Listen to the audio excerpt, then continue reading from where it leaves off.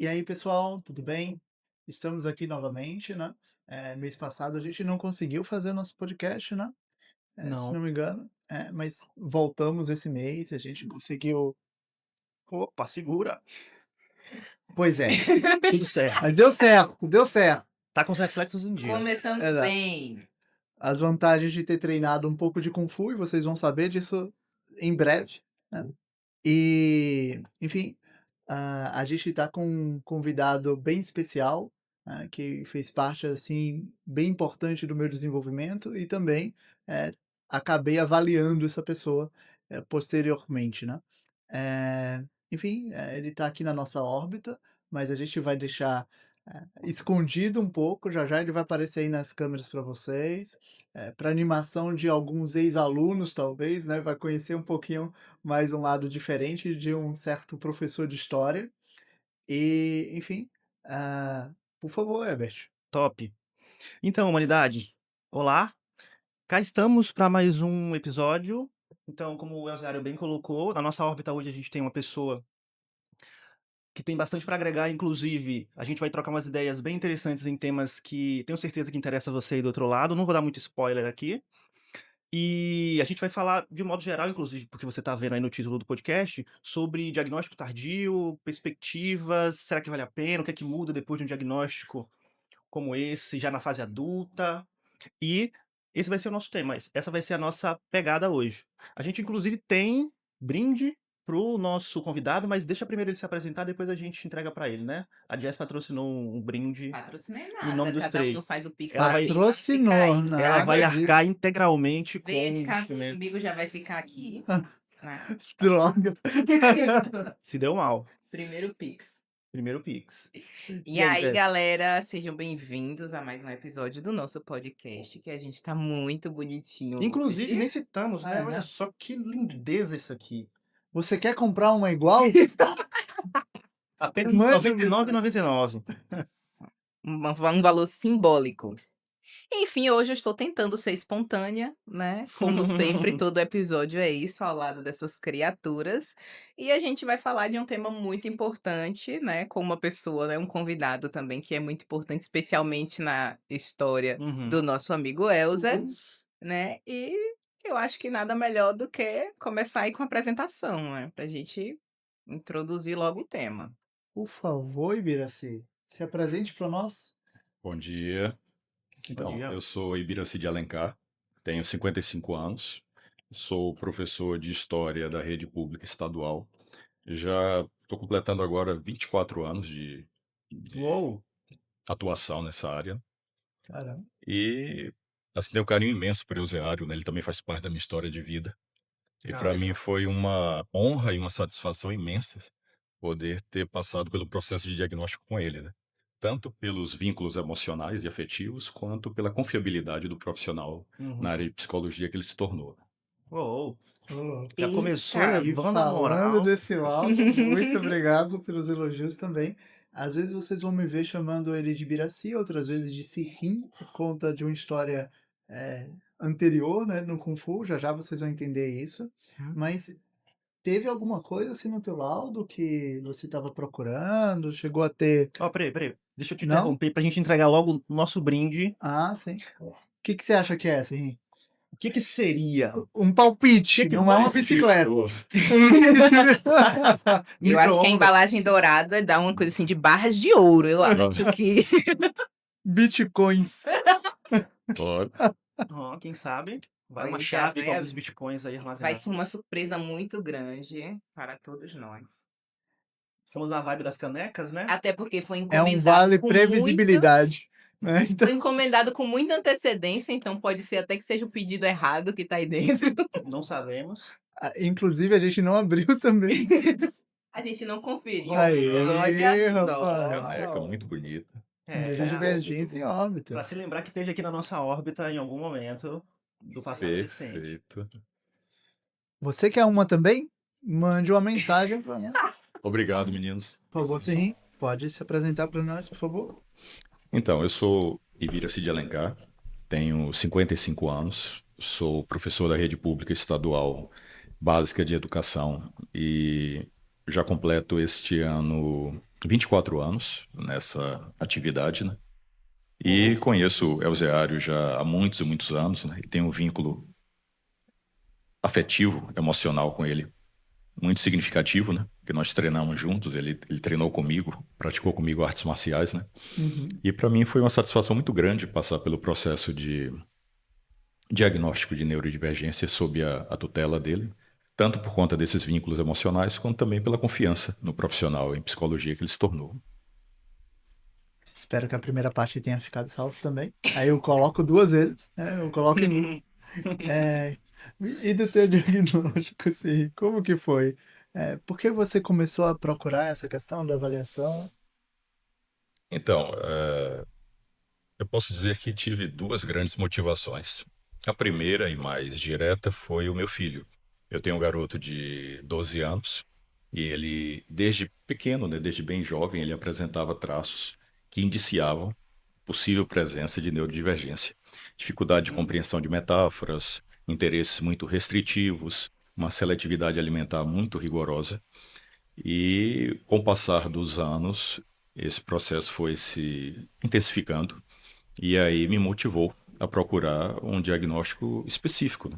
Tanto para tentar entender o quadro dele, quanto também para conseguir adquirir ferramentas relacionais que me permitissem estabelecer um contato com ele positivo e auxiliá-lo no processo de desenvolvimento das suas capacidades, né? Ele está entrando agora na adolescência, então abordagens desse tipo são essenciais. Então a primeira grande motivação, mais de ordem até prática, né, seria essa. Já a outra não era algo assim tão imperativo, mas é que desde a infância que eu me reconheço como alguém um tanto, digamos, diferente, né? Ou estranho, ou excêntrico, né? E aí havia a vontade de compreender a origem disso e a natureza dessa possível excentricidade, né? Digamos assim. Interessante, interessante. Eu acho bacana como. Como ele não disse o diagnóstico, né? E aí a gente fica ainda nessa de calma aí. Vocês já vão descobrir já já. Calma, calma.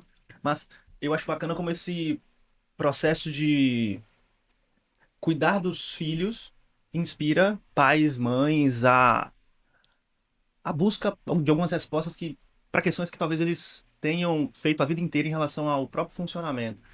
Isso é muito comum, né? Muito comum, né, A gente Jéssica? percebe que na clínica com adultos e até mesmo com idosos, né? A gente percebe Com que idosos. esse movimento é sempre, não, observando meu neto, né? Observando meu filho, e aí ele teve um diagnóstico, ele é autista, diz que esse menino é assim, correndo e tal, porque TDAH, mas eu era assim também, Uhum. né? Então a gente vê duas vertentes. Primeiro é aquela.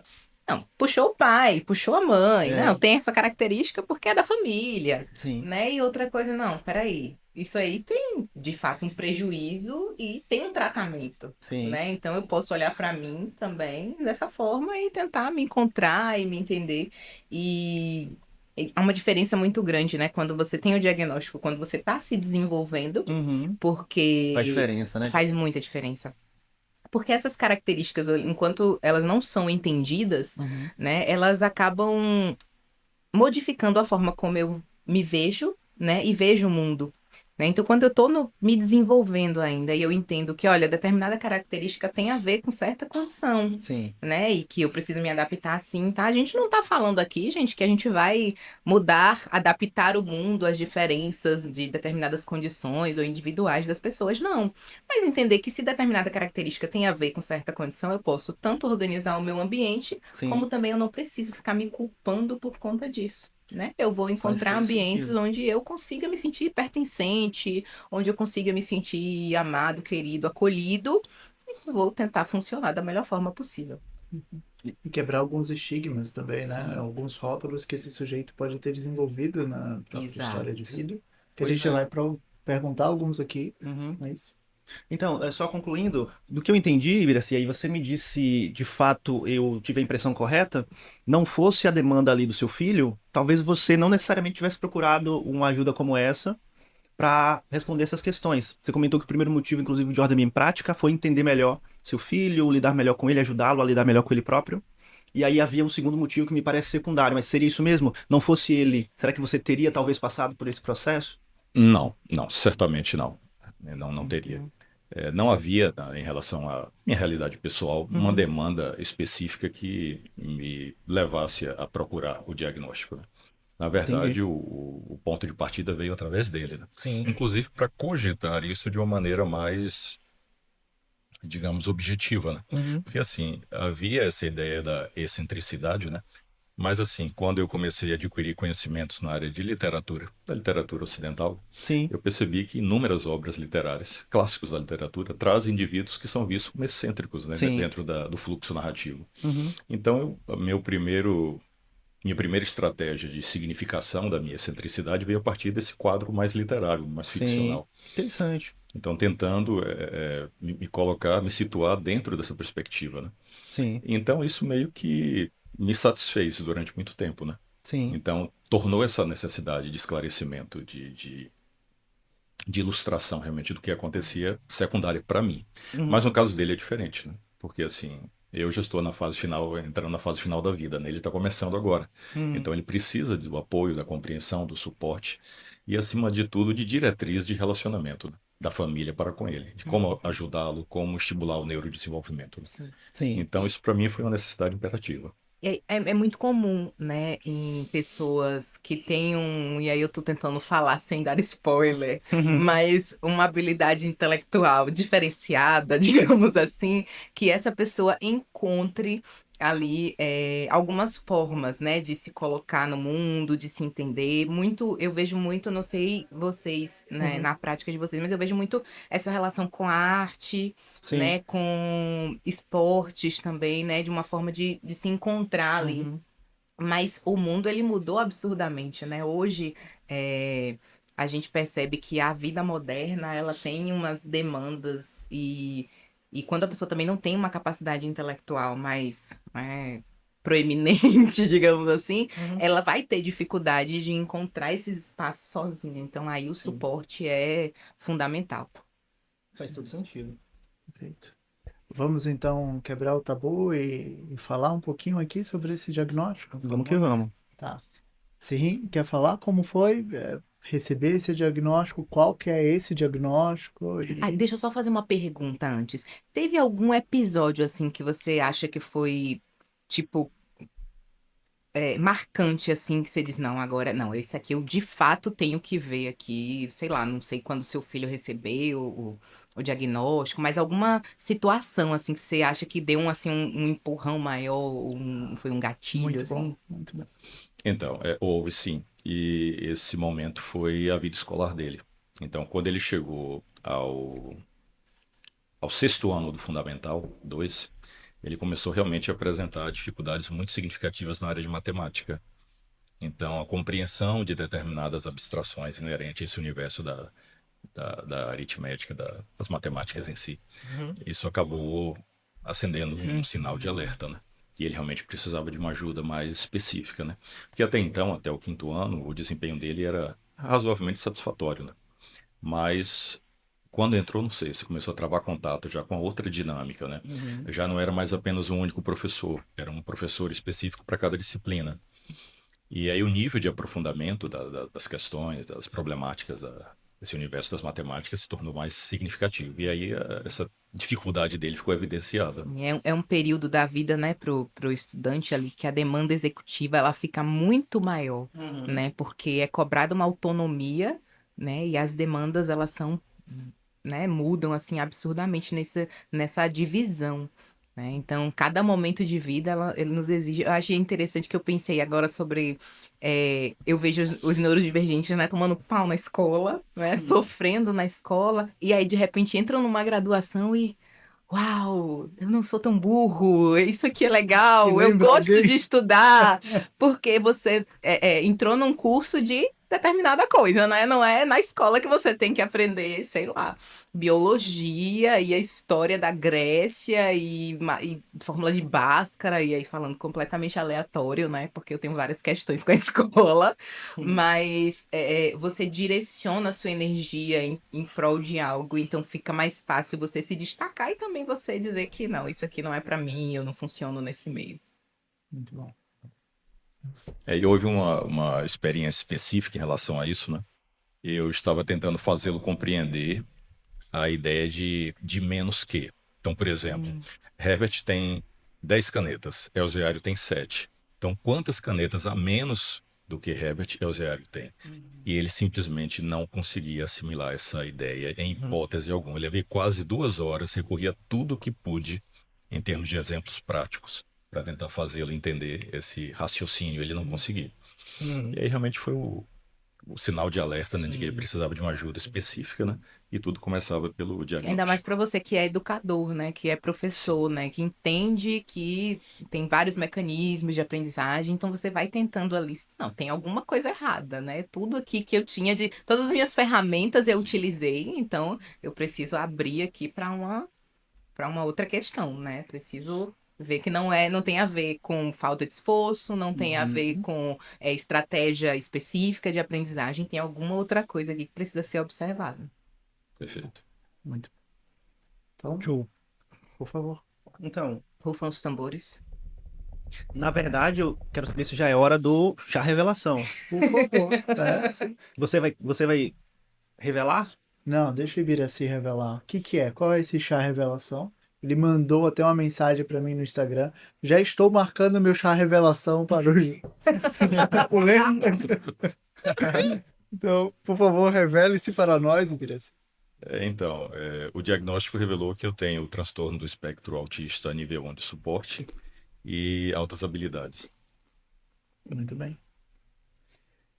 Deixa eu fazer um comentário então, já que ele já revelou, que é de algo que o Elzero comentou, acho que, não sei se no nosso podcast falando sobre os diagnósticos e a vida da Jazz, ou se foi no dele próprio, no meu, mas em algum momento vocês comentaram sobre o nível de inteligência como um fator protetivo, como uma coisa que protege, que promove saúde, já que permite para o sujeito ampliar um repertório e, enfim, de algum modo estar melhor no contexto que ele precisa funcionar. Eu achei muito interessante como o Ibiraci, mesmo antes de ter os nomes técnicos, porque isso é um pouco do efeito que eu vejo de a gente conseguir ajudar as pessoas na terapia a entender de uma maneira um pouco mais descritiva o que que elas vivenciaram a vida inteira. Então, putz, não é que é preguiça, é que você tem uma dificuldade com a autorregulação. Isso é marcante no seu funcionamento, já que isso é previsível quanto ao TDAH, por exemplo. Acho que falando do perfil do Ibiraci, talvez você não é chato. Essa inflexibilidade aí tem algo no fundo aí. E aí, quando vem a superdotação com o autismo, a gente percebe, né? Superdotação espera-se flexibilidade. Sim. Autismo espera Espera-se inflexibilidade. rigidez. Como que essas duas coisas coexistem, né? E aí tem algumas diferenças sutis entre uma coisa e outra. Sim. E aí, quando ele comentou, Jess e Elza, quando você comentou, Ibiraci, sobre a literatura cumprindo essa função, eu falei, caramba, que bacana que ele teve outros nomes para dar, porque o contexto naturalmente dá alguns nomes pra gente. E esses nomes tendem a ser desafiadores, pejorativos.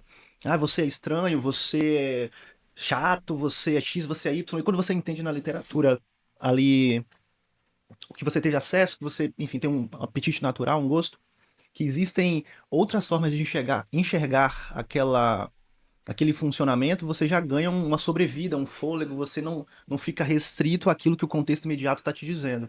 Mesmo antes de ter os termos da ciência mais descritivos, para ajudar você a entender que aquilo não é aquele rótulo mais pejorativo. Então, achei bem bacana, queria só enfatizar esse ponto, porque talvez quem viu aí o nosso episódio, eu não lembro qual foi, se foi o da Jess, foi o do Elton, que a gente fez 3 episódios no início apresentando cada um de nós. Mas se você assistiu aquele episódio e ouviu o Ibiraci falando agora, você teve um exemplo prático de como a inteligência pode ser realmente um fator protetivo. Então, não é sobre ter um QI legal, é um QI bonito, um QI alto, é sobre Não como é que você tem superpoderes, não. superpoderes. Calma. Mas isso de fato pode ajudar você a sobreviver melhor ao contexto e aos desafios que o contexto apresenta. Então, só pontuando. E a inteligência é uma faca de dois gumes, né? Porque os dois legumes, como a gente brinca, né? Porque embora você consiga ter uma compreensão um pouco mais abrangente das coisas, tem coisas que não necessitam essa compreensão mais abrangente. O ideal é que você fique ali Agora você nas ditou. minúcias sociais, ali nas coisas. Não precisa você saber tudo, né? Mas Nem tudo precisa ser profundo, bem Isso, embasado. Isso. E aí fica ali o diabinho e o anjinho brigando no fundo da nossa cabeça. Uhum. Sim. Eu acho que eu vou fazer uns comentários, Manda ver. né? E aí Eu eu queria vou... fazer só uma observação, Por favor. Leozinho, antes de você fazer os comentários, sobre a questão da nomenclatura, né? Uhum. Então, assim, minha primeira nomenclatura, digamos, mais, digamos, não tão chula, né? Que te taxaram. Ah, não, assim que eu descobri você. para mim, né? Ah, No caso que o contato com a literatura ofereceu, né? Uhum. Foi a condição de neurastenia, que é uma condição, hoje o termo foi completamente abandonado, né? Caiu em desuso, mas no século XIX, Uhum. no processo de início e desenvolvimento dos estudos nessa área, né? Psiquiatria e psicologia, Uhum. o termo foi cunhado, e aí muitos autores do universo da literatura se apropriaram do termo e passaram a utilizar. Então eu conheci o termo não nos compêndios de psicologia ou psiquiatria, mas no universo da literatura ficcional. Uhum. Olha só. E aí a ideia me casou com perfeição, né? A Uhum. ideia da neurastenia, o que os personagens neurastênicos, o quadro de comportamento e de peculiaridades psíquicas que eles apresentavam, eu me sentia completamente identificado naquilo, né? Nessa ideia de neurastenia, né? E isso me permitiu, inclusive, remeter à infância, né? As minhas lembranças mais longínquas. Eu tenho lembranças muito antigas da minha infância, né? E aí eu consegui utilizar essa ideia, né, no quadro da literatura, da neurastenia, para começar a significar de uma maneira Sim. esclarecedora, né, para mim mesmo, a minha condição. Isso Sim. é tão importante, né? Porque dá um senso de, pô, não tô sozinho no mundo. Tem, Não, não sou diferente de todo mundo. Tem mais gente em algum lugar. tem um acolhimento na própria Isso. ideia de que existem mais como você, né? Quer dizer que você não é um alienígena. Isso, cara, essa funcionando sensação de errado. solidão dói muito. Acho que Dói é o que mais muito. pega, Just. Dói muito. A gente precisa mesmo encontrar o nosso cantinho. E é por isso que esse maravilhoso podcast existe, né? Exatamente. E vocês Deus, estão aí gente, não dando entrar em valor, uma- não entrar em curtindo, não órbita. compartilhando, não mandando para todo mundo. Curte aí. E não Acerto isso. comprando suas canecas. E aproveitando essa parte da solidão, né? Claro, qual é o nome? Neurastenia. Neurastenia, adorei. É Já claro, anotei né? É uma aqui, vou coisa usar que no meu dia a dia. eu, Jéssica e Herbert sabe, porque somos psicólogos, né? Então a gente sabe. Mas para o público leigo, que não sabe o que seria esse padrão aí do século XIX, vira assim, pode comentar para Então, nós? assim, como eu te falei, eu não tenho o conhecimento técnico do termo, a aplicabilidade no universo, nos quadros da psiquiatria, né? Mas o universo literário significa um indivíduo com a sensibilidade exacerbada, uma espécie de capacidade subjetiva de receber impressões, né, que seria incomum. Então, isso para mim foi totalmente esclarecedor, né? Então, o personagem neurastênico, esse personagem que experimenta uma dificuldade de convivência social imensa, porque ele próprio tem um universo de vivências interiores que ele não consegue entrar em sintonia com os seus pares, né? Na dinâmica social. Sim. E aí ele se volta para esse universo, né, numa tentativa de autocompreensão e encontra justamente isso, o quanto essa sensibilidade exacerbada é capaz de ser colocada em funcionamento por quaisquer estímulos, né, do cotidiano, né? Então, assim, no meu caso específico, eu me lembro quando eu tinha algo em torno de 6 anos, 6 ou 7 anos, né, e aí eu estava com meus pais na casa de praia de uma tia, aqui no litoral. E aí, nessa casa tinha uma pequena biblioteca, né? Na minha não tinha. Então, nessa casa tinha uma pequena biblioteca de um tio meu. E eu encontrei nessa biblioteca uma coletânea de artigos que era muito popular nos anos 70 e 80, né? Era uma publicação norte-americana chamada Reader's Digest. Não sei se vocês conhecem, não é do tempo de vocês, mas fez muito sucesso nos anos 60 e 70, né? Qual era o nome? Reader's Digest. Sim. E aí eles mantiveram o título aqui no Brasil, né? Não traduziram. E aí começaram a traduzir os artigos, né? E a publicar. E saiu revistinha nas bancas, né? Sim. E aí o editor resolveu coletar uma série de artigos, né? Que dizia respeito ao universo insólito, a fenômenos sobrenaturais, né? E eu me recordo o nome do livro, que era o livro do Estranho, do Maravilhoso e do Fantástico. E aí nesse livro haviam todo tipo de histórias, de lobisomens, e de seres mitológicos e de fenômenos paranormais, né? E aí eu me lembro que quando eu descobri esse livro, eu ficava mais vendo o livro e essas histórias fantásticas do que propriamente me divertindo, né? Na praia ou com Sim, brincadeiras desse tipo, né? sim. E aí cada vivência daquilo, né? Eu me recordo muito de um artigo que falava da possibilidade de sobrevivência da família do czar russo Nicolai II, né? Que foi assassinado durante a Revolução. Aí aquela impressão, né? Aquela vivência de perceber aquilo, né? O impacto que aquilo provocava na minha alma infantil foi assim, extremamente intenso, né? E aí eu senti Imagino. aquilo, aquela dinâmica, né? Aquela curiosidade exacerbada, sabe? Sim, Então, quando eu encontrei o conceito mais tarde, né, aplicado ao universo literário, eu me recordei muito dessas vivências infantis, né, juvenis, e sim. todo esse impacto, né, que essas vivências provocavam em mim. Que bom. Como é Ok. bom ouvir ele falando, né? Um professor explicando para vocês aí, não que a gente não soubesse, Uhum. mas é muito bom te ouvir falando, assim.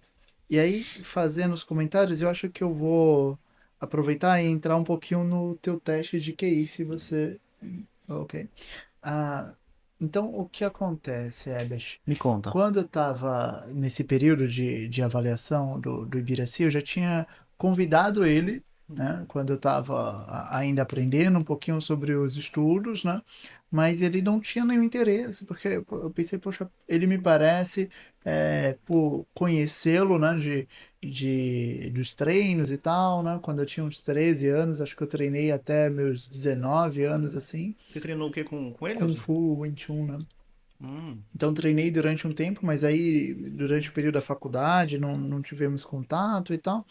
E aí eu falei, poxa, eu vou convidá-lo para fazer esse teste de QI, mas ele não demonstrou interesse, né? O interessante foi que durante a avaliação ali do filho dele, né, ele ia fazer uma avaliação com um neuropsicólogo que você conhece, Jéssica, e você sabe, é esse. Ai, meu Deus. E aí eu o alertei sobre os problemas disso, aí ele ficou ok, então eu vou esperar um pouquinho, e aí começou com o filho. Tá. O interessante é o jeito que eu noto que pessoas com dupla excepcionalidade, né, que é as altas habilidades mais algum diagnóstico, né, por mais que a gente diga que o QI é um fator protetivo, porque realmente ele é um fator protetivo, ele pode te ajudar a criar outras ferramentas diante das tuas dificuldades, uhum, mas não significa que essas pessoas não tenham dificuldades, né, que é o uhum. que a sociedade, às vezes, por falta de compreensão, acaba comentando, né? Inclusive, a orientação, né, quando a gente vai para alguns congressos de neuropsicologia e de inteligência, de pedagogia, né, é que a escola, sim, que é responsável, olha só que interessante, vira assim, a escola que é responsável de identificar as altas habilidades do aluno e indicar a avaliação neuropsicológica. Mas o que eu recebo, não sei na prática da Jéssica, Hum. é a escola indicando pelas dificuldades do aluno e nunca pelas potencialidades e as qualidades que esse aluno pode ter, né? Olha só. Isso vai dos meus problemas com a escola, né? Porque sempre o que tá à luz é aquilo que nos falta e não aquilo que a gente tem, né? Exato. Então, tipo assim, isso descreve toda a minha trajetória na escola. Muito boa em literatura, muito boa em história, muito boa em artes, muito boa em inglês, sofrendo para aprender matemática. É, Então, tipo, sim, sim, o assunto era só esse, então. exatamente. E aí essas pessoas com essa dupla eita, dupla condição, essas pessoas vão ter comentários, assim como Ibiraci, não sei se vocês notaram, ele falou, eu tenho, né, eu tive o diagnóstico de transtorno do espectro autista de nível 1 de suporte, né, e altas habilidades com superdotação, né? Então, primeiro traz a dificuldade, eu acredito que por conta desse perfil cognitivo que essa pessoa tem, quando ela enfrenta dissabores da vida e problemas da vida, ele acaba sendo mais incompreendido do que os demais, porque os outros começam a questionar como é que você, com essa habilidade verbal tão boa, não entendeu minha piada? Ou como é que você, com essa habilidade intelectual de entender sobre literários e ter lembranças da sua infância e falando tão bem, você não soube melhorar a sua fala para que não me machucasse, ou você foi tão inflexível comigo, né? Como você não consegue entender que eu tô bravo com você? Como O que, você não tipo, consegue entender que eu tô bravo com você, né? Uhum. Então, essas pessoas é muito comum que elas Clássico. comecem relatando sobre o transtorno do espectro autista, porque por vezes, eu quero até te perguntar isso, tá, Ibiraci? Por vezes o diagnóstico do espectro autista para essas pessoas compreende muito mais ela, dá muito mais sentido às suas Da dificuldades. Beth com a dor. Exatamente, Exatamente.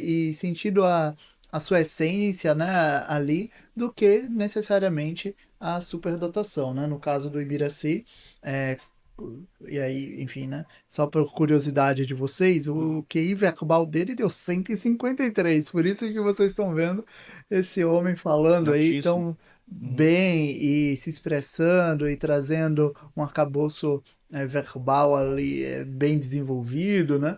E, enfim, né? É muito interessante ouvir, porque é uma raridade, como vocês sabem, e um QI total de 135, devido a algumas dificuldades na velocidade de processamento. Dificuldades Dificuldades não. assim, né? A gente fala Ainda tá dificuldades acima porque da há uma média. discrepância, né? Porque Exato. algumas coisas estão bem altas e essa está relativamente abaixo dessas coisas, né? Exatamente. Mas não é que seja uma dificuldade. Sim. É, E, rapidinho, já.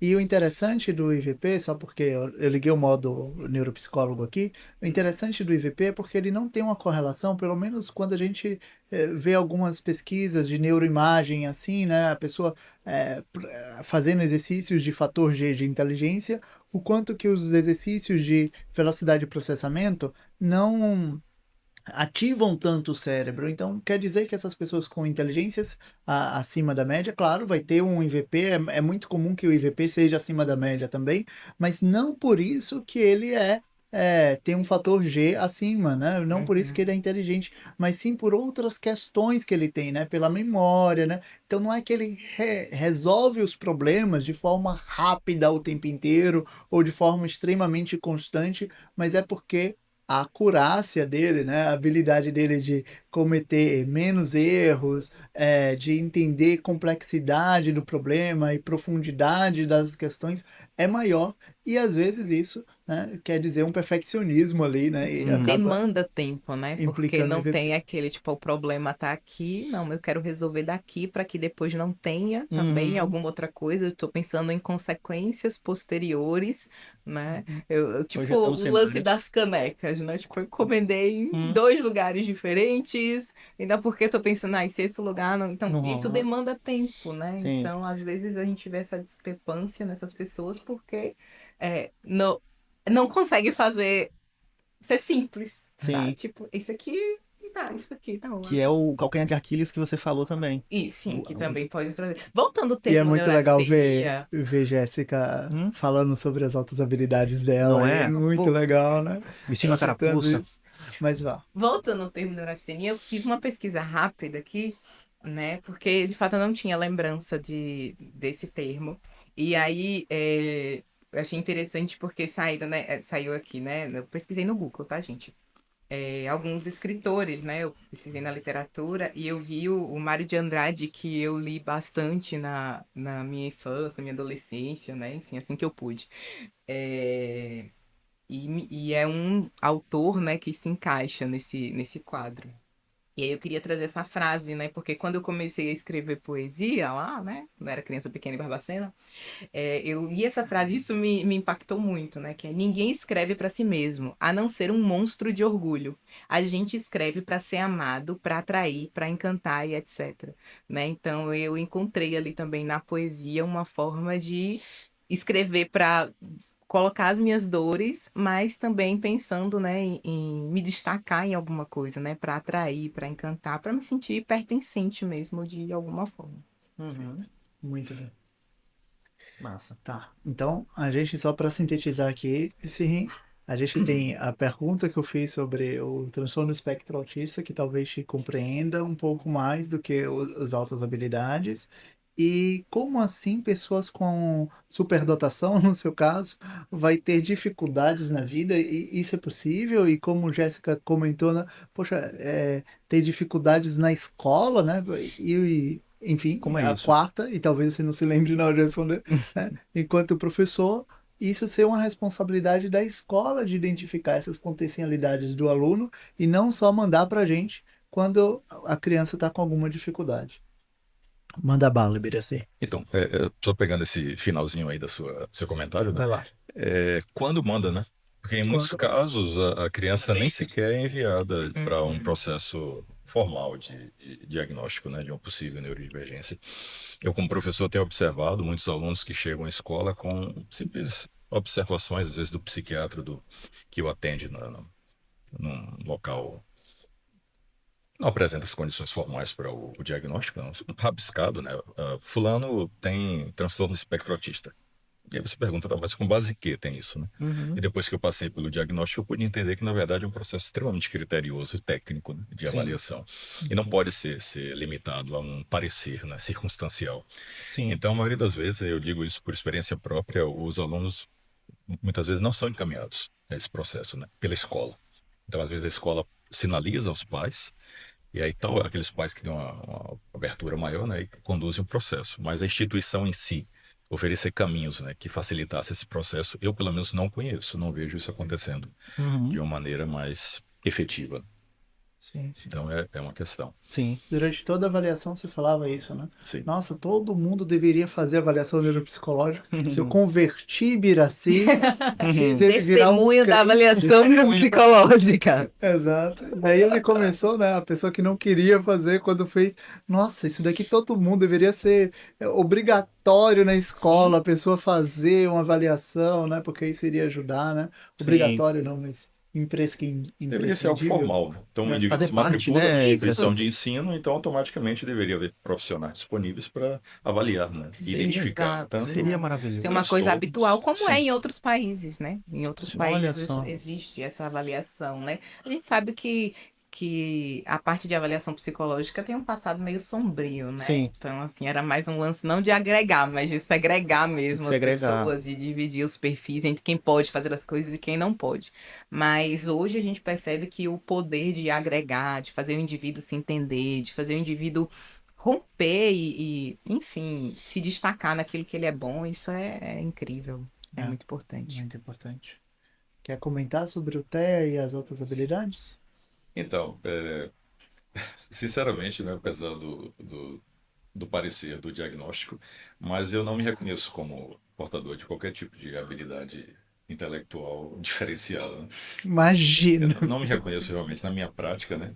Então sempre me vi como uma pessoa com uma sensibilidade exacerbada e com um perfil obsessivo. Então, se eu quero fazer alguma coisa, eu levo aquilo, né, a Quando ferro e você fogo. diz sensibilidade exacerbada, você está falando como algo que parecia sempre ser um peso para você, um problema? Como que você está trazendo isso? Ou só dizendo só em, tipo assim, de 0 a 100 eu estava 100 e eu observava isso. Como é que você... Então eu percebia claramente um duplo aspecto, né? Então, por um lado, me fazia sentir coisas, né? E perceber coisas que eu percebia que as pessoas à minha volta não conseguiam sentir da mesma forma que eu.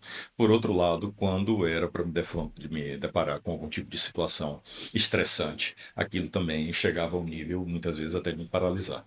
Então, eu travava, não conseguia fazer aquilo, porque a situação de estresse, de ansiedade, um turbilhão na alma me impedia de, de desempenhar aquela determinada atividade. Então sempre foi um lado duplo, né? Uhum. Beneficiava por um lado, prejudicava por outro. Mas o que ficava na luz? Mais os prejuízos, as dores, as dificuldades, o sofrimento psíquico, né? Isso, principalmente na infância e início da juventude, foi muito forte, frequente e intenso. A adolescência já é desafiadora, lidando com neurodivergências não identificadas mais ainda. E assim, quando eu tinha por volta de 12, 13 anos, né, eu comecei a tomar uma consciência da minha própria existência, mas não de uma maneira social, mas de uma maneira existencial, né? Então eu comecei a fazer as perguntas ontológicas, né? Por que será que eu existo, né? E aí eu vivia num quadro, assim, de leitura da realidade muito limitado, né? Então haviam explicações de cunho religioso que não me satisfaziam, em hipótese alguma. E aí eu me recordo com essa idade, né, eu tive acesso a um material sobre pensamento oriental, filosofia oriental, principalmente o budismo. Aí aquilo representou uma revolução para mim, né? Eu comecei a ler sobre esse material, eu comecei a ter uma reinterpretação da condição humana e da minha própria inserção nesse processo, né? Sim. Então foi algo que me levou a buscar, né? A querer saber mais, a querer compreender melhor, né? Muito bom. Então quer dizer que os seus alunos que estão em casa assistindo talvez esse podcast, pode pensar que até o Ibiraci sente ansiedade, até o Ibiraci tem dificuldades existenciais, mas a superdotação não iria implicar de você não ter nenhum problema? Né? Não, assim, cara, é que eu não acho que eu tenha qualquer tipo de habilidade intelectual superior a ninguém. Eu tenho uma capacidade obsessiva, isso sim, né? Muito intensa, uma capacidade de foco, né? De vontade de fazer as coisas até terminar de fato, né? Até me sentir Interessante. satisfeito. Muito bom. Mas, assim, fui um aluno com imensas dificuldades na área das matemáticas. Então, álgebra, aritmética, para mim eram desafios muito grandes, né? Uhum. Então, não me vejo assim. Não me vejo. Eu falei, né, com o Elzeário, eu digo, assim, destruiu minha visão da humanidade depois que ele fez minha avaliação. Porque eu tinha uma máxima de que se eu consigo fazer uma coisa, qualquer pessoa consegue, é só a pessoa tentar, gente. Vai lá, faz, ó.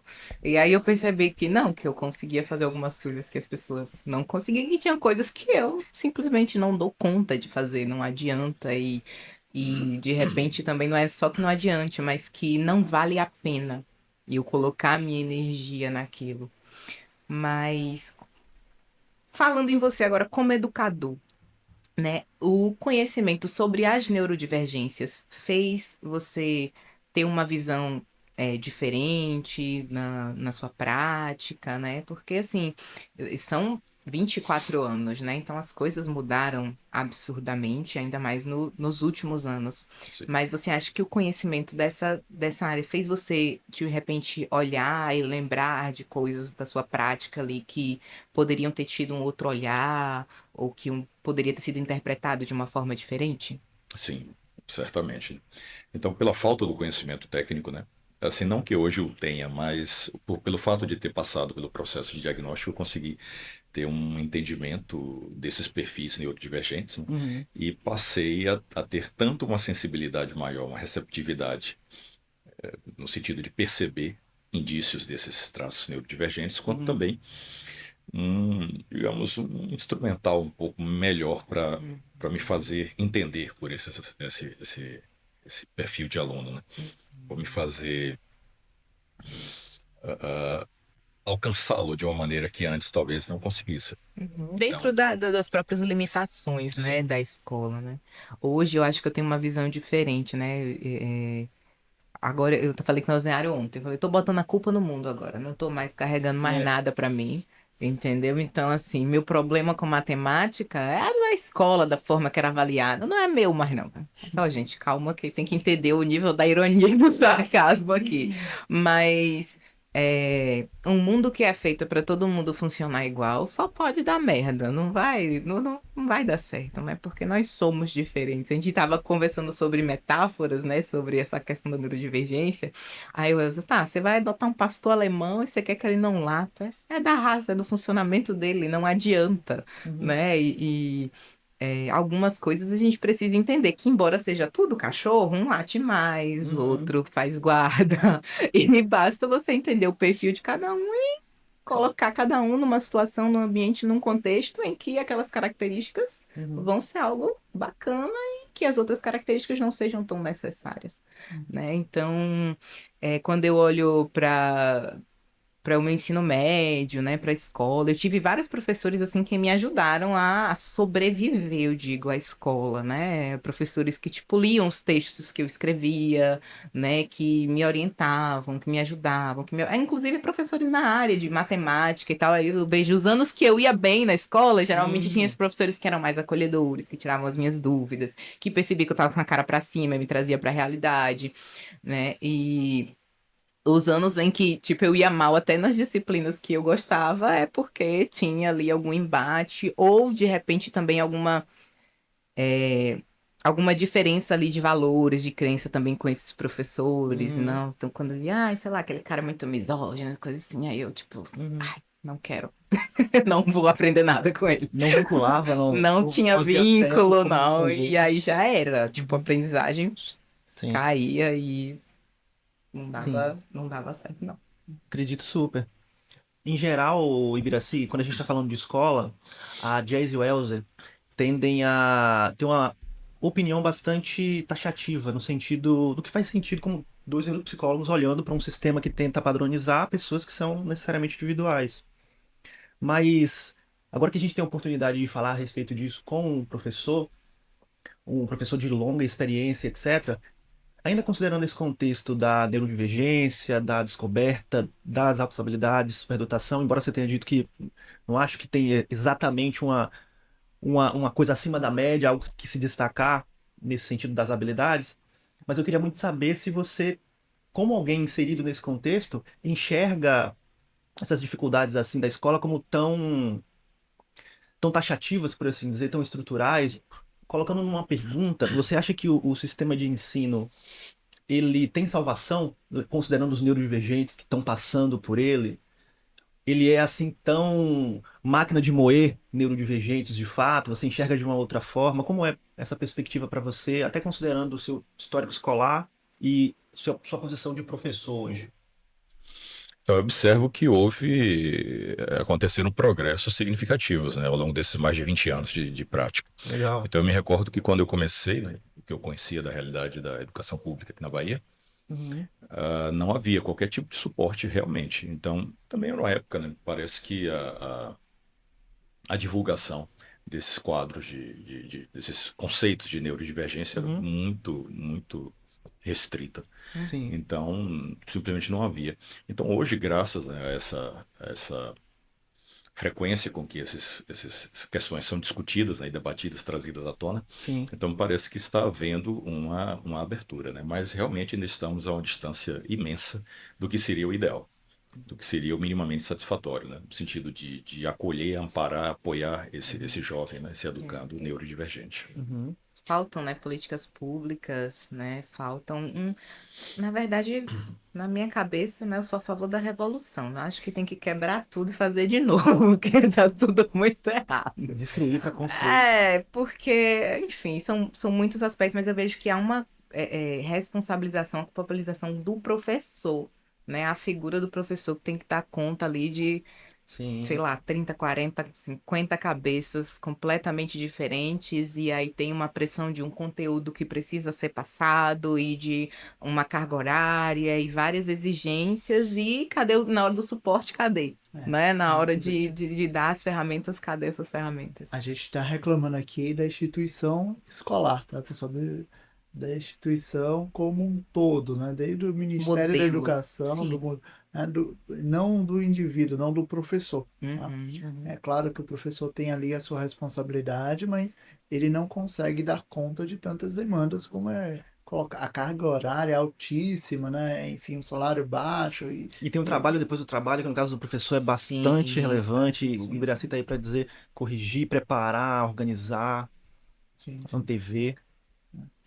E aí, Jéssica, eu queria fazer mais alguns comentários ainda aqui nessa visão da neuropsicologia, ligando o botãozinho do neuropsicólogo de novo. É, isso que o Ibiraci comenta sobre, poxa, eu nunca me senti acima da média, né? Ou com altas habilidades, no caso de superdotação, é bom comentar essa separação. Eu nunca me vi nesse aspecto. E, enfim, né, o mesmo que os testes ali estejam dizendo. Uma das coisas que me vem assim na cabeça, né, é a teoria das múltiplas inteligências do Garden, né?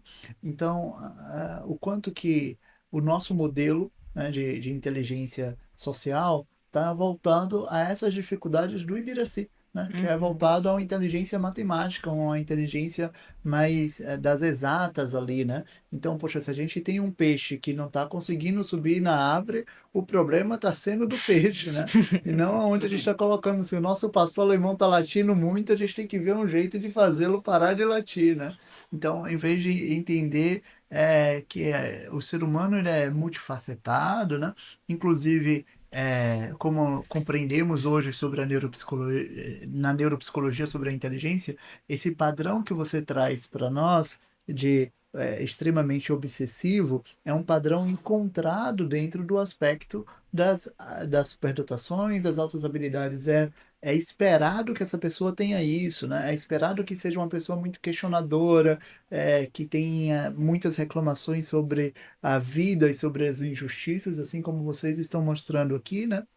E isso acontece no funcionamento cerebral ali, vamos dizer assim, são pessoas que têm mais neurônios, né. E a gente entende que a inteligência hoje a gente imagina que seja voltada à substância branca, que são os axônios, e o quanto que essa conexão entre esses neurônios, por essas pessoas terem mais, vamos dizer assim, uma densidade maior, são conexões maiores, né, e mais claras. E devido a essa habilidade, eles vão fazendo conexões diferentes. Não necessariamente conexões matemáticas, né? São múltiplas esses tipos de conexões que a pessoa vai ter. E um padrão muito comum é que o pré-frontal seja mais desenvolvido, né? Geralmente, nesses testes, né, na pesquisa que eu comentei para vocês, nossa, até me esqueci, depois eu vou procurar o nome dos pesquisadores, mas eles fizeram a bateria do fator G lá de inteligência, fizeram um teste de imagem e aí notaram que é o pré-frontal e o parental, né, que são mais ativados, né. Então, se a gente está falando de uma questão do pré-frontal, a gente está falando de funções executivas, de habilidade de tomar decisões, de se manter motivado, Sim. de ter esses comportamentos comportamentos mesmo, né, obsessivos para até conquistar alguma coisa, até conseguir as coisas, já é esperado, né. E o quanto que às vezes o TDAH ele é dito como não inteligente, né, às vezes até em alguns testes ali, porque, ele tem essa dificuldade motivacional, ele tem essa dificuldade atencional, que no modelo que temos hoje dos testes, a gente só consegue avaliar por essa via, né. Então ela vai ter uma dificuldade atencional que vai prejudicar muito o fator G final ali, não necessariamente ela vai ter aquela potência, talvez ela tenha um pouco mais daquilo, mas por conta do TDAH, às vezes até não tratado, não tendo as medicações, vai rebaixando um pouco esses fatores. E aí, algo interessante aqui, só para eu passar a palavra logo, da inteligência, Ibiraci, é que é muito comum essas pessoas terem essa obsessão mesmo que você está falando, né? E muito comum que essas pessoas sejam muito questionadoras, como a Jéssica está trazendo. Eu E eu eu tô sei algumas um pouco histórias. incomodada com o termo obsessão. Tá. Eu acho que, talvez isso tenha vindo dessa forma para você, Ibraci, justamente porque o que fica à luz é o sofrimento, é o Hiperfoco, né? custo, sabe, é a dificuldade. E aí, se a gente ficar falando obsessão, talvez o pessoal de casa acabe pensando nisso, né, é importante que vocês fujam de uma loja maniqueísta de bom e mal, sabe. Então a gente tá falando obsessão, mas eu posso falar, por exemplo, comprometimento com a tarefa, né. Então a pessoa é muito comprometida em tudo que é olha como muda. Se eu falo: "Herbert é obsessivo em comida colorida", né, me parece que Herbert não come comida de outra cor. Sozinho praticamente o negócio aqui. Mas se eu falo: "Poxa, Herbert tem uma paixão, ele é comprometido com isso", então a gente percebe que muda, né, parece que dá uma mudada de cor ali Muito bem. na parada. Então, sei lá, toda vez que vocês estão falando obsessivo, tá me dando um comichão aqui de: "Ai, meu Deus, calma". Mas assim, viu, Jéssica, porque pra mim, sabe, tem mais esse perfil. Então, por exemplo, quando eu tenho interesse em alguma coisa, né, então eu acordo de madrugada pensando naquilo e aí às vezes surge uma questão e eu preciso, sabe, deixar o sono ali, aquele momento de repouso para anotar aquilo. Então eu tô dirigindo, aquilo fica na mente o tempo inteiro voltando, sabe, como se fosse uma ideia Sim. fixa, né? Por que isso é Então, ruim? não estou dizendo que é ruim, né? Eu só estou dizendo a questão do termo, né? Que a ideia de Uhum. comprometimento parece sugerir algo, digamos, mais racional, né? E isso é uma coisa visceral, essa experiência, né? Por isso que eu acho o termo, apesar da conotação negativa, né? O termo Sim. obsessão, eu acho que me define, né? Porque Uhum. eu tenho esse envolvimento medular, né? Hum. Com aquilo que me Sim, interessa, né? sim, sim. E eu acho isso fantástico, né, Os hiperfocos, né? eu acho que as melhores coisas, né, elas geralmente movem a gente mesmo, né. As nossas paixões, elas nos obrigam, né, porque e aí quando eu falo isso, eu não tô falando de coisas, né, absurdas, coisas abissais, coisas diferentes. Não, às vezes é porque eu adotei um cachorro e eu quero saber como que adestra, e aí eu fico louca de descobrir o que é que eu faço, e aí eu não durmo.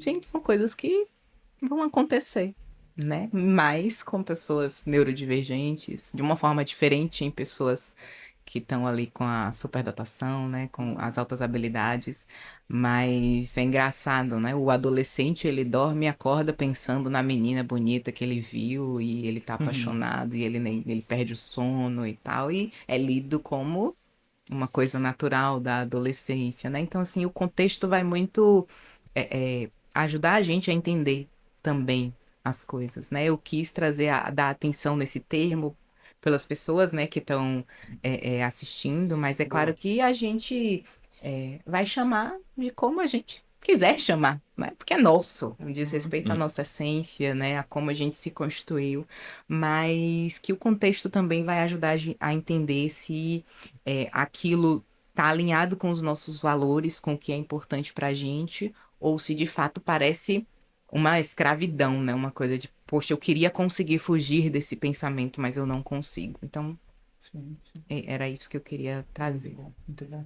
E aí, muito bom, Jéssica. E aí, sim, você, como é que é isso, né, desse hiperfoco, obsessão, esse comprometimento que eu tô te dizendo agora que faz parte do fator G também da inteligência, né, ou como a gente pensa hoje na inteligência. E eu sei que isso aconteceu também né, por conta da tua história de vida, da avaliação ali, que aconteceu na escola, né? Então, o quanto que você questionava alguns professores, até alguma freira, se não me engano, né? Se não tá me falhando a memória, não era uma escola católica, Não, não. não, né? Mas teve alguns questionamentos, tipo, que você tinha que tomar alguma coisa e não, Aí foi no local que minha família frequentava. não era a escola. E aí, enfim, o quanto que você desafiava isso, essas autoridades, e também o Kung Fu, né? Que, poxa, você também desafiava alguns mestres, algumas concepções que tinha ali sobre, né? E como é que foi lidar com isso? E se você puder até nos contar alguma dessas histórias, que eu acho que o pessoal vai adorar ouvir. E depois eu queria perguntar pro Ebert, como que é isso daí, Ebert? Tipo, na clínica, né? Como é que você maneja essa superdotação e essas hiperfocos, obsessões, comprometimentos? Tá, Fechou. manda bala, Biraci. Então, cara, veja bem, veio aproximadamente no início da adolescência essa necessidade de entender o mundo que me cercava, né? E a minha condição como ser humano. Então, isso me levou a questionar inicialmente as fronteiras simbólicas, né, da minha família, né? Que são fronteiras determinadas mais pelo pensamento cristão convencional, né? Mas que eu não conseguia ter aquela experiência de fé que a minha família tinha, e aí isso me levava a questionar, e talvez o ponto fundamental aí, por volta dos 13, 14 anos, foi o problema do mal. Então, assim, como Uhum. conciliar a ideia de um Deus onipotente, onisciente e onipresente e bondoso com a ideia do problema do mal, né, que é chamado de dilema de Epicuro, né? Aí aquilo Sim. foi um acontecimento para mim, né? Eu entendi, rapaz, é isso mesmo, né? Então, assim, como é que pode existir, né? Uhum. Então, aí a partir disso veio essa necessidade, né? Eu preciso saber o que é a verdade, o que é a realidade, o que é o mundo real, né? E aí meu interesse pela filosofia, pelo pensamento racional, à procura disso, né? Uhum. O que é o real? O que é a verdade? Sabe? E a incapacidade de aceitar explicações que não têm uma coerência, uma racionalidade por detrás daquilo. E de ignorar o tema também, né? Sim, Ficar exatamente. uma fissura de. Eu preciso de fato entender isso. É vital para mim, é essencial. Exato. Uhum. Exatamente. Sim, sim. Alguma história para nós desse desafio? Cara, assim, não alguma específica, assim, sabe? Mas foi uma sequência de questionamento de tudo, né? Então, na infância e juventude, esse quadro religioso. Mais tarde, quando cheguei à universidade, aluno de história, né? Num ambiente dominado pelo pensamento do materialismo histórico, né? Uhum. E aí também aquilo não, Opa. eu percebia que aquilo ali também não tinha fundamento, né? E aí começava a questionar também colegas, né? Mais indiretamente professores. E eles, não, isso aqui não está batendo, sabe? Esses parâmetros aqui não, realmente não conseguem explicar a realidade, né? Ou a evolução histórica das sociedades humanas, né? Em sua Uhum. completude. E aí, isso acabou me levando a essa condição de solidão, né? Que assim, você não faz parte de nada, né? Você não consegue assumir uma coletividade, né? Digamos, pontos em comum de pensamento, né? Porque você está Sim. sempre com esse pensamento, procurando essa verdade, né? E isso tem um efeito muito corrosivo, né, em Hum, relação às crenças e concepções, né? Sempre sensível, atento, até buscando as incoerências, né? Sim. Acaba de fato, me encaixando nas caixas, com o perdão da redundância, e ficando um pouco apartado realmente. Não se Sim. sente necessariamente pertencente, integralmente pertencente a nenhum bloco, nenhum locus em especial. Porque isso necessariamente parece implicar a necessidade de uma crença coletiva, né? Não é Sim. uma atitude racional, é uma crença compartilhada. É, Então, se você não compartilha crenças, de que grupo você fará parte? exato. Né? Exatamente. Será sempre um lobo solitário, né? Tem razão, tem razão. Bom, você falou de filosofia, há quem diga na filosofia que a condição do filosofar é isso, né? Ela é inerentemente solitária, existencialmente solitária. Enfim, o Elcio tinha Me comentado. permita um À adendo, vontade. né? Parte desse estranhamento, né? E já Sim. está lá em Platão e Aristóteles, né? O ponto de partida da filosofia é o estranhamento, né? É olhar para o mundo e dizer, não, mas isso Uhum. aqui não faz sentido, né? Sim. Quando todo mundo está achando que tudo está muito bem explicado e Uhum. se satisfaz com essas explicações, né? Sim. O olhar filosófico, não, isso aqui não faz sentido. Cadê a coerência disso aqui?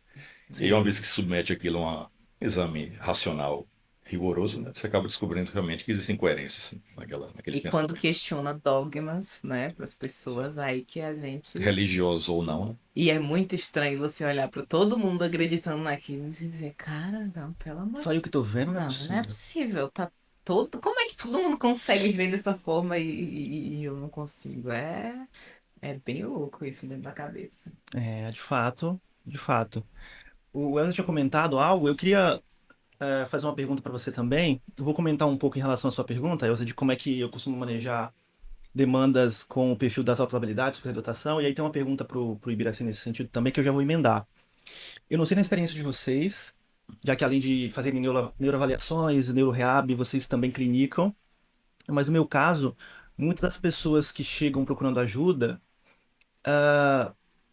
parecem sentir dificuldades específicas com algo que eu chamo, e o pessoal que me acompanha super sabe, com o que eu chamo de humildade, que tem muito a ver com a expectativa que a pessoa alimenta, mantém sobre ela própria. Então, esse conceito de humildade não tem nada a ver com questões morais e prepotência, arrogância, altivez, nada disso. Mas é o quanto aquela pessoa consegue diminuir a expectativa dela, daquilo que ela aprendeu na história de vida. A gente vai dizer que ali os conceitos de self dela, de eu, de quanto inteligente eu tenho que ser quando eu me proponho a fazer uma coisa, quão bom tem que ficar quando eu estou me dedicando a alguma coisa, o quanto é possível flexibilizar, abrir mão um pouco desses dogmas pessoais, usando um termo aqui, e diminuir a tarefa, a demanda para aquilo que é possível naquele momento, né? Às vezes um dia cansado, um dia atípico, especialmente falando desse perfil, não é incomum que a gente encontre o perfeccionismo, então tem toda uma expectativa de como as coisas deveriam ser em relação àquela demanda.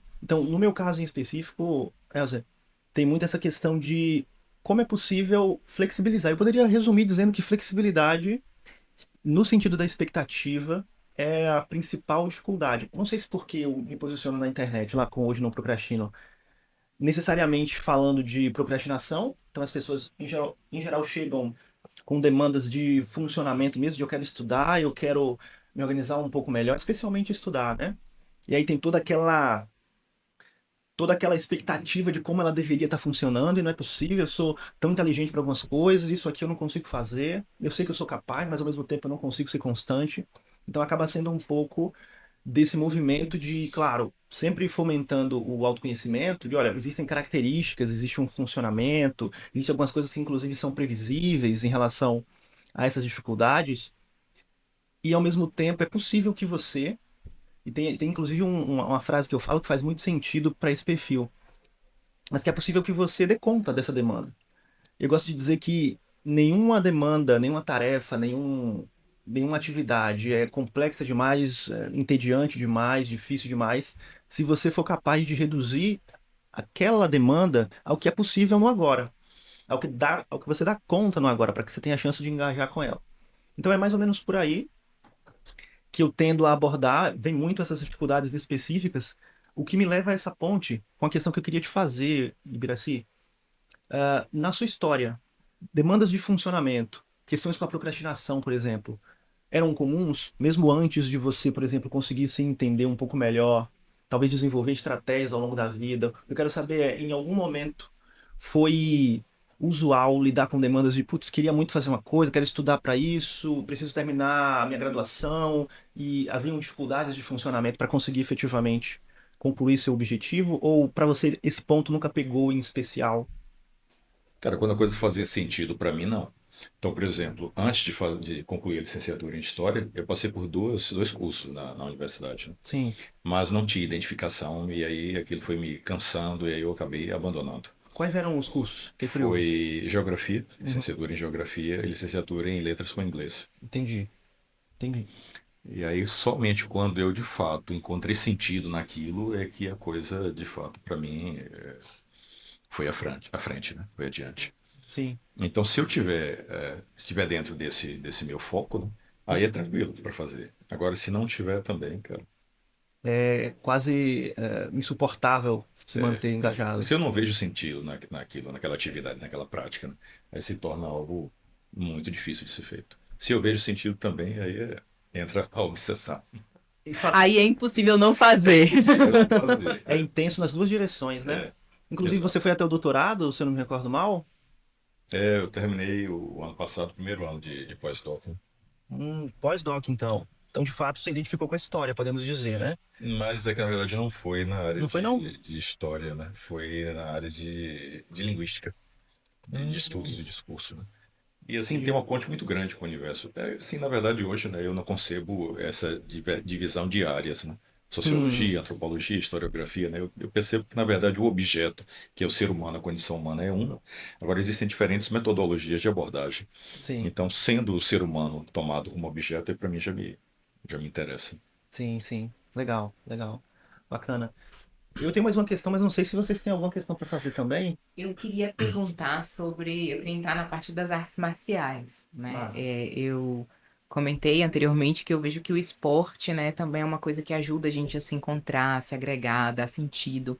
Mas eu percebo que as artes marciais, né, principalmente quando envolvem, né, essa filosofia, né, de você entender o porquê das coisas, né, não é simplesmente ali e simplesmente, desculpa se eu tô reduzindo determinadas coisas, mas estou falando aqui na minha postura completamente leiga ali, que conhece muito, muito pouco, mas de se defender ou de se mover de alguma forma, mas uma forma de ser e estar no mundo, né, em relação às artes marciais. Quando que isso entrou na sua vida? Como é que você percebeu que fazia sentido para você? Me conta um pouco da sua história, assim, com as artes marciais.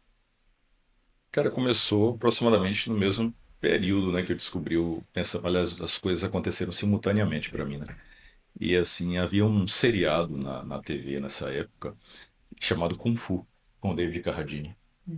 Sabe, aquilo marcou profundamente a história de um garoto meio americano, né, que vive na China, e ele participou do processo de formação dentro do templo Shaolin, né? E aí, ao mesmo tempo que tem um contato íntimo com as artes marciais, tem também com o pensamento oriental, né, o budismo Uhum. e elementos do taoísmo. Aí aquilo para mim foi algo muito intenso, né, na minha. Aí eu comecei a querer buscar mais sobre isso, né? E, mas veio a dificuldade, né? Porque, por exemplo, só servia a arte marcial chinesa. Que aqui em feira nós tínhamos karatê, tínhamos outros sistemas de combate, né? Mas a minha obsessão era o Kung Fu, né? E aqui não havia uma tradição consolidada, né, dessa arte marcial específica. E aí eu treinei aqui de forma muito esporádica com as pessoas que passavam por aqui, tinham algum conhecimento na área, né? Mas eu não consegui um processo assim regular de desenvolvimento. E aí, ao mesmo tempo que veio a arte marcial, veio também a questão da atividade física em si. Então, hoje, na verdade, para mim, eu mantive mais a questão da atividade física, né? É sempre extenuante. Isso, para mim, tem um efeito fundamental de autorregulação. Então, hoje eu não consigo ver minha vida sem atividade física, né? E assim, tem que ser atividade física intensa. Então, em cada exercício, eu tenho que chegar até a falha, né? Eu tenho que sentir que meu músculo já não consegue mais, né? Que eu Uhum. bati no limite, né? Uhum. Eu reconheci um limite, com tantas repetições ou com tal carga de quilagem. Aí no treino seguinte eu digo, ó, isso aqui é o meu limite. Eu começo a trabalhar em cima daquilo, né? Uhum. Para superar. Então é uma vivência muito interior, né?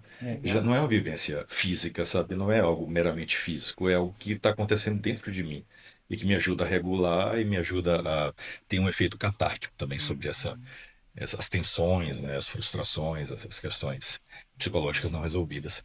Então a preparação física, né? Tinha uma função dentro do universo da arte marcial, para condicionar o corpo a uma prática satisfatória das técnicas da arte marcial. Mas, na verdade, eu descobri que isso tinha um efeito mais profundo sobre mim, sobre o meu psi. Uhum. Isso me ajudando a regular, me ajudando a superar conflitos e tensões, né? Assim, a gente divide, né, o ser humano para só conseguir se aprofundar nas coisas, né? Mas a gente não tem como ser dividido, né? Em o que é É, do corpo, o que é da mente, o que é do comportamento, né? de E eu fato. acho muito bacana, né, você trazer isso em relação, né, de, poxa, eu comecei com uma ideia, né, de que, tipo, eu vou fazer aqui atividade física para me ajudar lá no Kung Fu, que é a minha meta, né? Mas aí eu percebi que tinha, né, mais valor naquela atividade. E muitas vezes, e aí trazendo um pouco do que a Herbert trouxe, as pessoas acham que perfeccionismo é simplesmente fazer as coisas certas, Uhum. né? E Sim, fazer as coisas certas é fazer as coisas certas, sim, né? Perfeccionismo é você criar o ideal sim. inalcançável, absurdo, que não tem a ver com o contexto e sofrer, né, por esse ideal que não vai ser alcançado.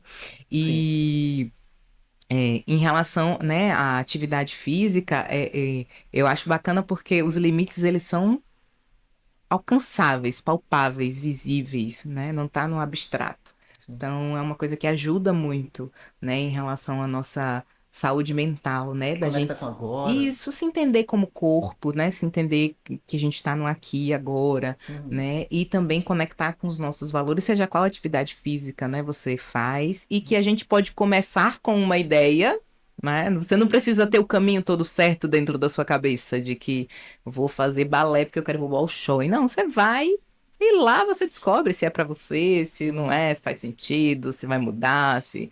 Enfim, vamos ter humildade na nossa Humildade. expectativa. A gente sempre acaba caindo da humildade, né? Caindo nela de Voltando pra vez. humildade. Não adianta a gente tentar fugir. Eu percebi também que, assim, no começo havia essa ideia de que o adversário estava fora, né? Então havia alguém a superar em rapidez, em competência técnica, em maestria, em habilidade de combate, né? Hum, E essa guinada, na verdade, me fez perceber que há um desafio dentro de mim mesmo, né? Então eu hoje eu tento me superar, né? E não superar outrem. hum. Superar meus limites, né? E nesse processo de enfrentamento dos meus limites, né, eu sinto um nível de realização maior do que propriamente na prática da arte marcial específica. E isso torna o objetivo muito mais alcançável. Para mim faz muito mais sentido, inclusive Sim. essa dimensão terapêutica, né, me parece muito mais evidente quando a Uhum. superação é de si próprio, né, do que de Sim, outrem. sim. Sim, Uhum. como Skinner fala, né? Triunfar sobre si mesmo. É, O pro outro, não. achei incrível. Bacana. Eu. Você ia perguntar, Elza? Faço a pergunta, depois eu faço a minha. Então, eu soube de um passarinho que você se interessa bastante pelo tema do envelhecimento. E pensando a respeito do nosso macro tema aqui, né, falando de diagnóstico tardio, da pessoa que encontra depois de algum tempo da maturidade, respostas para perguntas que ele começou a se fazer sobre si mesmo, ali na primeira infância, na segunda, na adolescência, eu estou muito curioso para saber qual é a perspectiva que você tem de como é que essa dimensão da neurodivergência encaixa nessa ideia de envelhecimento, ou na forma como você enxerga o bem envelhecer e etc. Se ter descoberto esse funcionamento, essas condições, essa dupla condição, se isso de algum modo torna você mais paramentado, quer dizer, se instrumentaliza você, se você se sente melhor, em melhor condição de promover esse bem envelhecer agora que você sabe dessas questões em relação a quando você não sabia, se isso tem alguma função nessa perspectiva de envelhecimento. Você diria que sim? Não Sim, exatamente? sim, com certeza, porque no momento que eu entendi que eu possuo determinadas limitações de compreensão, principalmente voltadas para questões práticas, né? Uhum. Então eu percebo que eu preciso ter um nível maior de prudência e de cuidado no momento de apreciar e avaliar questões que digam respeito à vida prática. Sim. Então isso me leva a ser um pouco mais cauteloso e um pouco mais. A palavra o adjetivo é prudente mesmo, Uhum. em ter um cuidado e uma atenção maior com aquilo que exige, né, de fato, Sim. essa atenção. E Faz isso está sentido. associado muito fortemente ao envelhecimento, né? Porque o envelhecer necessariamente é um processo de perda de vitalidade, tanto física quanto psíquica, né? Uhum. Então, essa situação acaba sendo um convite, né, a uma maior atenção, maior cuidado, maior prudência mesmo. É o Sim. termo, né? Bacana. A gente fala de aceitação, né? Sim. Sim, é um baita tema falando de envelhecimento, falando sobre os incontornáveis da vida, como por exemplo a perda de vitalidade, que é um fato biológico, a gente de fato vai perdendo ela nas várias dimensões, conforme o tempo vai passando. E aí eu acho interessante esse ponto, Ibiraci, Elzin e Jazz, porque a gente tem, já é um fato que a pirâmide etária do brasileiro já não é aquela que era há 50 anos, né? Que a gente tem pessoas muito mais no topo e um funil ali que cada vez se afunila realmente mais na base. Então a gente tem mais brasileiros vivendo mais, até pela perspectiva dos avanços na medicina, mais pessoas envelhecendo e mais pessoas tendo de pensar a respeito de como é que eu quero envelhecer. Questões como aposentadoria vão ser cada vez mais relevantes nos próximos anos, questões como cuidados de saúde. Hoje em dia eu vejo ofertas de serviços de saúde que não fariam sentido em outro momento talvez 30, 20 que seja anos atrás de ser oferecido. Né? Instruções, cursos, mesmo em relação à sexualidade, por exemplo, na terceira idade, coisas que você, bom, até pouco tempo atrás se acreditava que nem era uma dimensão relevante. Mas hoje em dia as pessoas estão envelhecendo e querem envelhecer com qualidade, com toda uma gama de cuidados que, de fato, havendo inclusive mais pessoas passando por isso, o mercado, falando do capitalismo em si, acaba desenvolvendo soluções realmente, porque tem uma massa vivenciando aquela dor. Então, te perguntei isso justo para entender se, no seu caso, entendesse, mesmo que a gente esteja falando aqui do termo tardio no diagnóstico, claro que o ideal, como a Jazz e o Elza estão sempre lembrando, é tanto antes possível, dentro daquela janela de oportunidade, né, que vai depender ali do transtorno, mas também existe vida, também existe utilidade no diagnóstico tardio, considerando até mesmo essa pirâmide etária aí, considerando que há muita vida pela frente e que se quer envelhecer bem, entender-se para fomentar o autocuidado, que eu acho que talvez seja uma palavra que eu possa resumir o que você mencionou, de ser mais capaz de se cuidar, entender suas limitações, etc. Fomentar esse autocuidado fica mais promissor, fica mais possível, né? Então, bacana, bacana. Eu acho que faz bastante sentido. E assim, para mim, não é pelo fato de já ter a idade que tenho, mas Uhum, eu comentei até com o Elziário essa questão. Foi algo muito positivo nos ambientes em que eu frequento. Então, por exemplo, um trabalho. Eu sim. sempre fui visto como uma figura um pouco excêntrica, né? Mas não sabia por quê. Uhum. Então, eu me recordo que uma das primeiras vezes que eu fui com o meu cartãozinho, né, de autista para a escola, Sim. aí uma aluna disse: Ah, professor, o senhor é autista? Ele disse: É, eu tive diagnóstico. Isso explica muita coisa. Eu disse: explica. Entende? Então, assim, eu passei a ter um lugar, né? Eu não sou só uma figura estranha, né? Ou excêntrica. Eu Sim. tenho agora. Não, eu sou isso aqui, né? Então, eu Uhum. tenho, até simbolicamente, Super. é possível agora. Eu encontrei um local para mim, né? E Sim. nesse local eu me sinto confortável, eu me sinto mais respeitado Sim. também, por ser neurodivergente. Por Sim. não querer fazer o que todo mundo faz, né? Uhum. Por odiar participar de dinâmicas. Em Agora, podcast. eu já não sou mais, digamos, instado a tomar parte nessas Isso. atividades. Sabe? Mudar a Tem, rotina, né? A é, dizer que, né? Uhum. Acatar bem surpresas, né? Sair as coisas da agenda, né, Você sabe que eu amigo? sou o mais espontâneo da mesa, sabe? Eu posso fazer os comentários aqui, porque algumas coisas na vida do Ibiraci, por eu já conhecê-lo, né? Eu acho bem irônico, sabe? Ah, Então, por exemplo, tem pessoas na sua família, né? que tem diagnóstico de TDAH, Uhum. e por conta dessas coisas é muito difícil você ter uma certa previsibilidade da sua vida e o quanto que ele gosta da previsibilidade, até, enfim, a nossa relação, assim, a gente marcava os testes, acho que não foi uma vez que eu cheguei na hora, né, assim, acho que, acho que não aconteceu, inclusive, o podcast enfim, né, ele já entende que esse é meu funcionamento, Uhum. e aí, pegando um pouco da ideia também do Herbert aqui, Aham.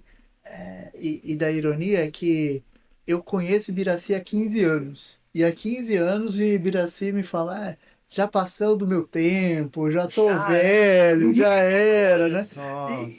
Mas aí recordando e Uhum. fazendo uma linha do tempo, assim, da tua vida, assim, nada foi no tempo, né? Então, você começou a psicoterapia agora, então é Ó, interessante legal. ele comentar um pouco sobre isso, né? Mas os seus estudos também acadêmicos, né, partindo dessa expectativa, parece que não deu certo na escola, acabou, né? Mas aí foi para a faculdade e não deu certo também, aí mudou de curso, né? Então não foi no tempo certo. A iniciação do doutorado também não foi, né, no tempo que geralmente é, né? Na Foi tudo mais sequência. tardio. Uhum. O diagnóstico até do TEA que você falou, isso daqui é o que eu sou. Eu vou te convidar, assim, para pensar de outra maneira que eu estou treinando pensar assim também, tá? Isso daqui também é algo que eu sou, sabe? É como se você fosse uma multidão e dentro dessa multidão de pessoas que você é dentro de si, existe o TEA também, né? Ao invés de ser o mais, ser o e também eu sou isso daqui, né? Enfim, me conta um pouquinho o que você acha disso, porque é isso, né? Passou do tempo, acabou, é a velhice, acabou, ou não, Uhum. ou às vezes as coisas não é, às vezes as coisas são mais irônicas, e mesmo pessoas que gostam muito de rotina e tempo acabam não tendo as coisas como gostaria no tempo, né?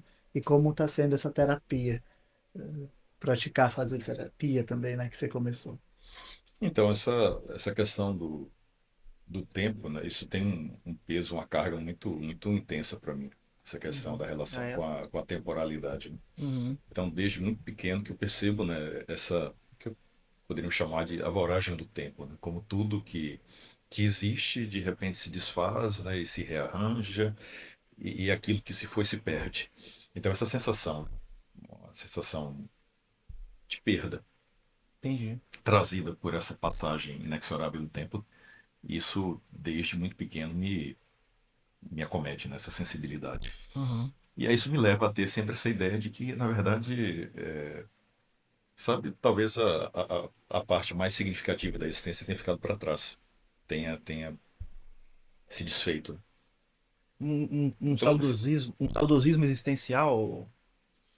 cara, assim, na minha dissertação de mestrado, né, que eu fiz na área de literatura, mas Uhum. na verdade eu discuti uma questão filosófica, né? Uhum. E aí, com base no pensamento de Heidegger, filósofo alemão, Aham. eu trouxe a ideia de tonalidade afetiva, de Heidegger, né? E aí eu estabeleci um par, né, teórico. A ideia de nostalgia, como a ideia de perda de um elemento que já se possuiu no passado, Uhum. e a ideia da melancolia, como a perda de um elemento que nunca se possuiu. Por mais contraditório que pareça, né, essa vivência, que de certa forma era minha, porque eu conseguia descortinar elementos da minha vida que eu havia perdido Uhum. e que sentia falta. E sentia falta de coisas que nunca tive, nunca Uhum. vivi. Sim. Uma espécie de vazio que apontava para uma dimensão para além da minha vida cotidiana. Sim. Então, a Interessante. questão dessa sensação de envelhecer passa muito por isso, por essa ideia da voragem do tempo e que as coisas se desfazem, né? E que brevemente eu não estarei aqui. Uhum. Então, isso me parece, né? O Heidegger disse também, né, que nós somos seres para a morte, né? Essa ideia também da finitude sempre foi muito presente para mim. Então, vai mais essa linha desse tipo de sensibilidade e percepção. Legal. Como tá sendo fazer terapia É isso que eu ia dizer. Assim, eu tava imaginando com a essa terapia, finitude? os temas da terapia desse homem. Não é, Tava gente? imaginando aqui. Tá. Assim, tá sendo interessante, né? Tá sendo online, né? Com um profissional, acho que ele é do Centro-Oeste, né? Não sei nem a região dele, eu sei. ACT, né, sim. Hã? ACT, né? Terapia de aceitação e compromisso. Acho que você me recomendou. Rapaz, toca aqui. ACT e a comportamental dialética. Ai, a DBT, eu sou aqui. Ah, mano. Faz questão de procurar um profissional com esse perfil. O cara me escuta. Aí eu sinto assim interessante, sabe, trazer essas questões, né, refletir sobre esses elementos que fazem parte da minha história de vida e que hoje formam a minha percepção da realidade. Isso é interessante. Bacana. Jornada de autoconhecimento. Sim, Deixa eu ver como é que a gente tá de tempo. Eita, estamos em cima do tempo. Eu acho que é a hora da nossa pergunta final. Você quer fazer, Elzinho, a pergunta? Você faz, por favor, e aí eu fecho. Fechou. Então, a gente tem uma tradição. Eu acho que agora temos duas tradições, né? A tradição da caneca. Vamos ver se emplacamos. Mas a gente já tem uma tradição emplacada, que é a pergunta final. E a pergunta é mais ou menos assim. Suponhamos que hoje é o seu último dia na Terra. A gente estava falando de temporalidade agora. Vamos supor que essa talvez, Ibiraci, seja a sua última oportunidade de deixar uma mensagem para qualquer outro ser humano, de agora ou de depois, que vai poder ver a gravação, porque hoje pela noite, quando você se deitar para dormir, uma tragédia excêntrica vai acontecer, já que um avião em queda livre, despedaçando-se, vai deixar, vai fazer voar na sua direção um pedaço da privada, ou a própria privada, e ela vai atingir bem o seu lado da cama. Quem tá dormindo contigo não vai passar incólume. Só que eu já vou dormir debaixo A Não, pessoa- mas pela pressão que ela vai furar Ah, o colchão. É, não adianta. Não há tem o para que onde fazer. correr. Será hoje. a pessoa contigo não vai nem atrapalhar o sono dela. Ela não vai nem perceber, mas você já era. O Ibiraci, só na próxima existência se houver. A pergunta então é que mensagem que você, sabendo disso, deixaria para outras pessoas que estão aqui ouvindo o Ibiraci e têm a chance de aprender algo contigo em relação a qualquer coisa que você ache pertinente de compartilhar agora. O que você diria? Sua última mensagem. Cara, eu deixaria a ideia do valor e da importância do autoconhecimento e da autoaceitação. Um leva ao outro, na verdade, né? Quando você conhece e compreende a si próprio, você aceita quem é, né? Seus limites, suas peculiaridades, suas excentricidades. Sim. E a vida adquire uma outra dimensão. Então, para mim, esse processo que começou lá no início da puberdade, né, que se estende até hoje, é o que passou a dar um sentido maior para minha vida, né? Então, todos os questionamentos que eu faço sobre a condição humana, as perguntas ontológicas sobre a origem do universo e o destino da vida humana, passam por isso, né? Acima de tudo, o que é o ser humano? E quem sou eu diante dessa minha condição humana, né? Então, minha preocupação com a literatura, minha preocupação com a filosofia, meu olhar para as ciências humanas é necessariamente perpassado por esse questionamento. E isso leva a uma aceitação dos limites e das fragilidades e das peculiaridades que conformam a condição humana. Então, para mim, isso seria algo a ser praticado, né, a ser cultivado Uou. por qualquer pessoa. Autoconhecimento e autoaceitação. Incrível, incrível. Fica aí, então, a indicação, a sugestão, o incentivo do Ibiraci, que teve na nossa órbita hoje. O Euseário tem uma questão para fazer, não sei, um comentário a fazer. Ah, você vai fechar? Ah, então deixa eu aproveitar para agradecer você que acompanhou a gente. Dizer que se você não segue ainda o Hoje Não Procrastino, procura aí no YouTube, procura no Instagram, @Hoje Não Procrastino. E lá a gente fala de procrastinação, a gente fala sobre essa humildade que eu mencionei aqui. E aí, Jet, você quer fazer uma ponte pro seu perfil também, pra galera te encontrar? Sigam lá, Jéssica Neuropsicóloga. Acho que é isso. Jéssica Neuropsicóloga. Ele sempre lembra, né? Eu e a Rosário, assim, mais ou menos. Mas. O meu é mais fácil, o meu eu coloquei de propósito para facilitar a minha vida. Ah, pois é, né? Você sendo espontânea, como assim. Pois é. Tá vendo? Mas quero agradecer, né, a participação também Inclusive. do convidado e de vocês que assistiram a gente até aqui, né? Eu acho que muitas coisas desse episódio precisam ser revisitadas, Uhum. né? Então, assistam com carinho, entendam. E quem se encontrar, né, nas nossas falas, tem aí também as nossas redes sociais como uma ponte, Sim. né? Então, sabe que vocês não estão sozinhos. E uma coisa que eu tenho praticado é toda vez que eu me sinto esquisita, eu agradecer por isso, sabe? Porque eu não me sentiria Legal. bem e feliz sendo igual a todo mundo. Se tem uma coisa que eu não quero é me encaixar, sabe? Então, isso tem sido muito valoroso e importante para mim na minha vida. Então, obrigada e obrigada, Ibiraci, também. Vai lá, Elza. Para finalizar, né? Acho que é uma coisa que eu tô aprendendo com a Jéssica, inclusive, né? Eu te contar um segredo, Ibiraci, não conte para ninguém, nem você que tá assistindo aí, Ó. mas eu odeio atrasar. Eu detesto atrasar. Mas, enfim, né? Acaba atrasando, né? E aí, aprendendo Entendo. com a Jéssica de... poxa, mas você atrasa, não se acostumou ainda, né? Você tá sempre atrasando, né?